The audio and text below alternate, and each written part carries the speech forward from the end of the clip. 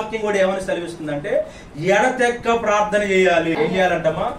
ఎడతెగక అంటే విరామము లేకుండా, రెస్ట్ లేకుండా, నువ్వు ఏదైతే ఒక అంశాన్ని పెట్టుకున్నావో, ఏదైతే ఒక గురి కలిగి ఉన్నావో, ఆ గురి కొరకు, ఆ అంశం కొరకు, దాని కొరకు పట్టుదలగా నువ్వు ఎడతెగక ప్రార్థన చేయాలి. ఈ ప్రార్థనలో విరామం ఉండకూడదండి. ప్రార్థనలో గోజాడుకుంటా దేవుని సన్నిధిలో మోకరిల్లి మనం ప్రార్థన చేస్తూనే ఉంటే అప్పుడు దేవుని గొప్ప కార్యాలు మనం పొందుకుంటాం. ఎడతెగని ప్రార్థన బైబిల్ గ్రంథంలో ఉంది. కాబట్టి దేవుని బిడ్డలారా, ఎక్కువ సమయం మనం ఏం చేయాలంటే ఎడతెగకుండా ఆయన సన్నిధిలో కూర్చున్నామంటే విరామం లేకుండా ప్రార్థన చేస్తూ రావాలి. కొంతమంది ఒక 10 నిమిషాలు ప్రార్థన చేయడానికే అల్లాడిపోతారండి. ఎన్ని నిమిషాల ప్రార్థనకమ్మా? ఒక్క 10 నిమిషాల ప్రార్థనకి అల్లాడిపోయేవారు ఉన్నారు. ఒక హాఫ్ అన్ అవర్ ప్రార్థనకి. ఇక ఎడతెక్క ప్రార్థన చేసేది వారి జీవితంలో ఇంకా అనుభవం రాదండి.